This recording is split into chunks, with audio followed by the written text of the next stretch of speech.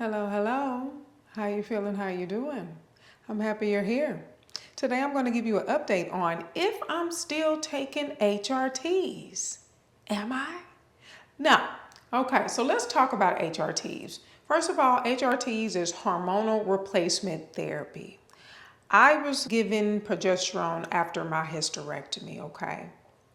With that being said, when I first took progesterone, it felt amazing. I was able to get some sleep.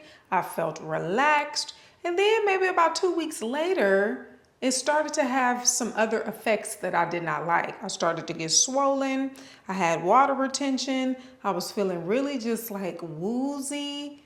I stopped taking the progesterone. Also, I've already told you that I tried the estrogen patch. Felt horrible on the estrogen patch. So I have stopped HRTs to its entirety, okay? So with that being said, what I want to tell you is HRTs have different effects on different women, okay? I did not like how HRTs made me feel. Number one, I'm not into taking pharmaceutical drugs, okay? I don't want to be the person that's going to go and get my medication and I have to have it. That's number one. Number two, if you're going to take a pharmaceutical drug, it needs to work, okay? So when I say work, meaning it is alleviating some of those symptoms that you have. A lot of women are taking HRTs and it's alleviating one symptom, but it's making other things worse. The most common story I hear about women that take HRTs is, oh, it helped my hot flashes, but I gained 30 pounds. Listen, I'm going to have me a hot flash before I gain 30 pounds. You understand me? But I guess that I'm different and you have to figure out what it is that you're willing to live with and what you're not willing to live with.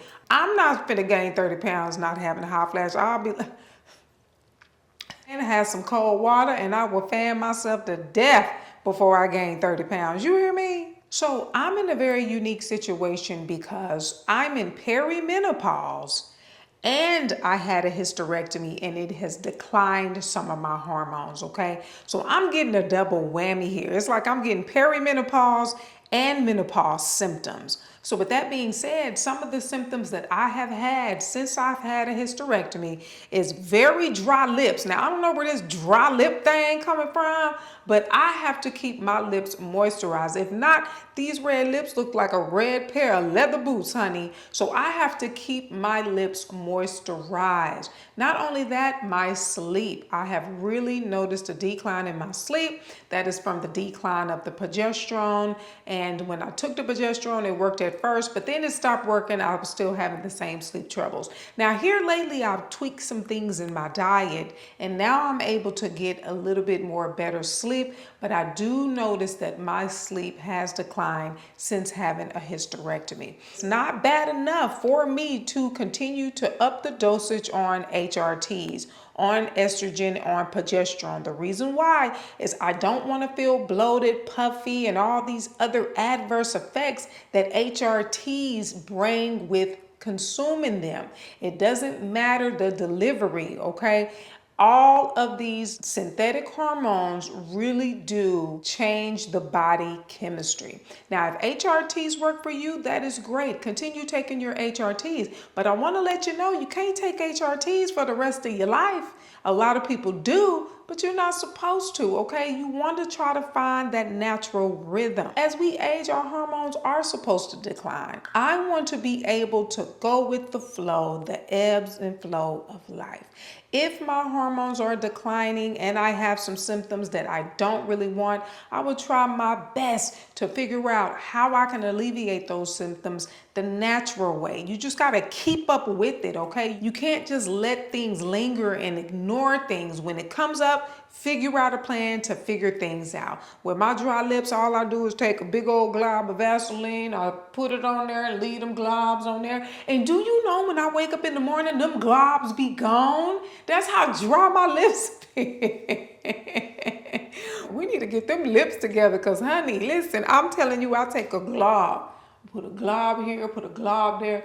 I rub a glob all over my lips. When I wake up in the morning, them globs be gone, okay? So, shoot, it is true. When your hormones decline, everything dry up. And when I say everything, I mean, everything, if you know what I mean. So you just got to make sure that you do things to help alleviate the symptoms. We can't get away from aging.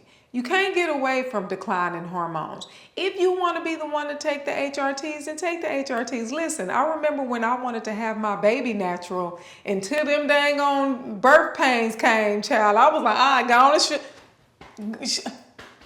okay, so I'm talking noise right now saying I don't want to deal with these HRTs because it has some adverse effects. However, I don't know what's going to happen when I turn 55, 65, 75 years old. I might need some HRTs then. But for right now, I don't think that my symptoms are bad enough to take HRTs, okay? I'm a lady and I'm entitled to change my mind. But one thing I do want you to take in consideration.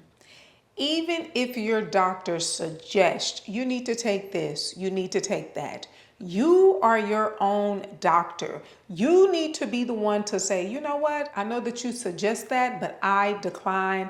I'm going to try to find out a more natural, more holistic way to deal with my symptoms. Just because a doctor prescribes you a prescription doesn't mean that you have to take it, okay? Listen to your body. If you are taking HRTs and something more drastic happens than what you were trying to alleviate, like I go back to the beginning, I gained 30 pounds, but my hot flashes are gone. No, that's not a good swap for me. That's not a good swap for me. I'm just gonna be hot. That's how we gonna do that, okay? So that is my opinion. But you don't want to gain 30 and 40 pounds on HRTs. You don't want to be severely water retention to where you can't fit your rings and all your clothes are not fitting, but a hot flash is gone or a headache is gone.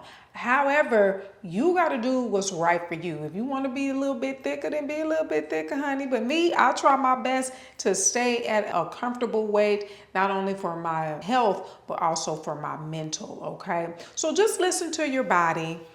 When you get on the medication, if you feel like something just don't feel right, tell your doctor. If your doctor say, well, it's normal, to feel if you don't feel like it's right, then go ahead and come off of it. You need to start researching what your symptoms are and try to alleviate it, okay? That is why supplementation is so important. That is why diet is so important, okay?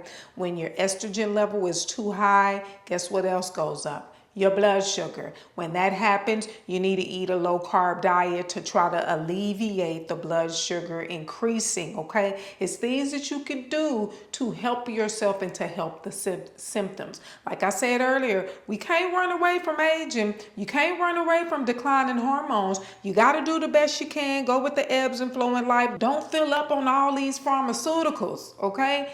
Too many pharmaceuticals, you don't know what's going on in your body, okay? So with that being said, listen to your body. You are your biggest advocate, okay? I'll see you for the next one.